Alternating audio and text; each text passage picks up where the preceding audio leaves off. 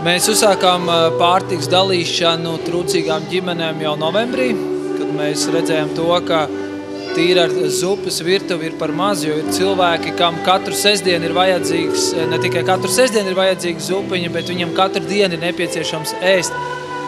Un tā mēs sapratām, ka ir jāmeklē kaut kāds veids, kā mēs ar pārtiku varētu nodrošināt cilvēkus regulāri.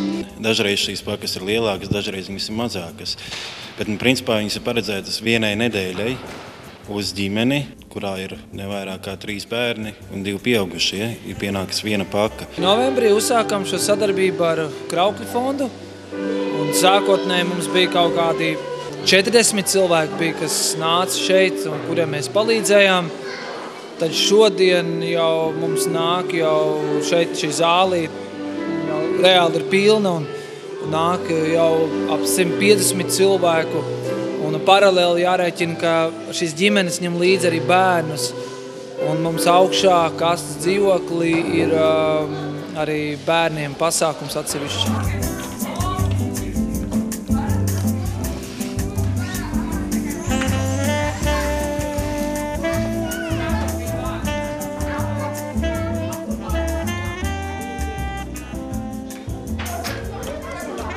Mēs ne tikai dalām pārtiku, bet mēs arī nākam, mēs sludinām, mēs liecinām.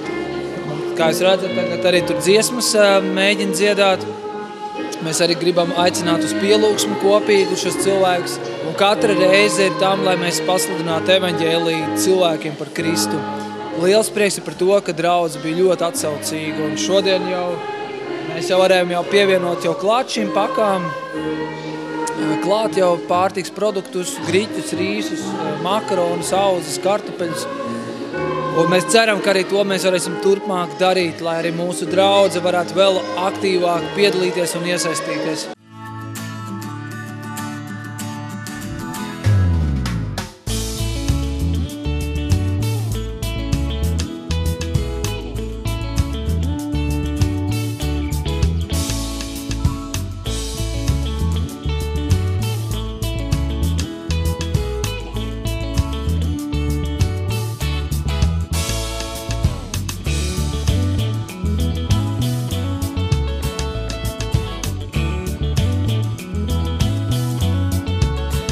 Mājai ir 3 tādas apdzīvojamas istabas.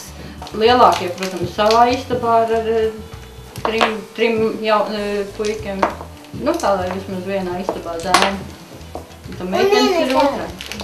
Virtuve neizskatījās ar tik tukšu grīdu. Tad, kad darbi te noritēja, tad visa grīda bija piekrauta ar instrumentu, kastēm, bļodām, maisiem, un tu tā nevarēja nemaz tik viegli ienākt iekšā. Laikam tev ir ūdens mājās. Pastāst, tu mazgā mutīti pie krāna. Es mazgāju arī rokas. Rokas, eku mazgā. Pastāst tā. Rokas mazgāju. Mazgā rokas. Un ko dāvis mazgā? Muti. Tā niša ir speciāli izbūvēta. Tur atrodas vēļas mašīna, ūdens sildāmais boilers un spiedkāpes. Un tāda izskatās otra virtuves daļa, kuru īstenībā visiem droši vien, ka gribētos arī redzēt citādāk, kādas dacīt ir tavi sapņi par šo te virtuves daļu. Arī domāju dabūt viesas mašīnī pusē. Vannas istaba tika pavisam no jauna izbūvēta.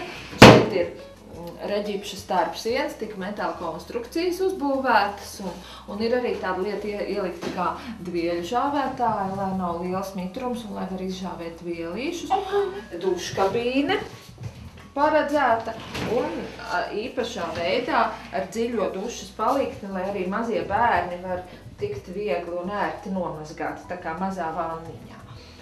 Mans uzdevums un tā mana misija bija braukt šeit un ar to mīlestību, ko Dievs man ir devis, braukt šeit pie bērniem un dot to mīlestību bērniem.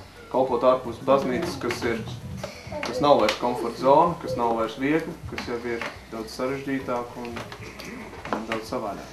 Ir tāds gandrījums, kad tev pienāk klāt un pasaka, Lienis tev mīl, un tas bija, manuprāt, Dāvis, kas to izdarīja, kas bija tā, ka tiešām tev asaras acīs un saproti, ka tiem bērniem tu esi tik ļoti pieķēries.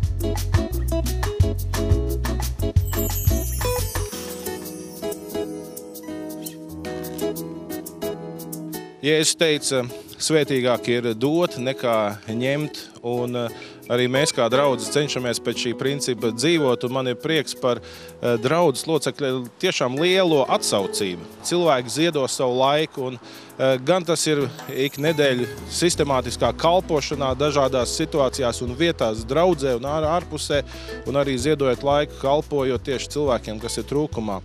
Un es domāju, tas tieši iedvesmo, ka mēs varam būt draudz, kas dzīvo pēc šiem Jēzus vārdiem. Svētīgāk ir dot nekā ņemt.